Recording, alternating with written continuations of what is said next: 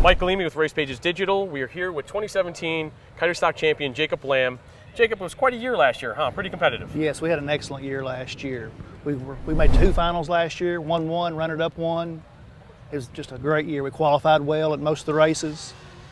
We just had a really good year. And it came down to the wire, didn't it, to the final race? Yes, it did. The final race, the semifinals, it came down between myself and Shane Steinist. If he had won the round, he would have been the champion. If I won the round, I got the championship sewn up.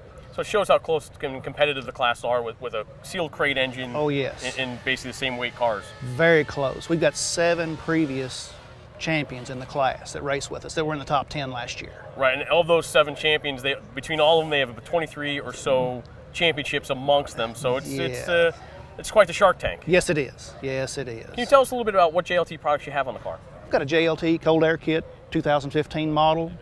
I also have an oil separator kit from JLT, keeps all the oil out of the intake.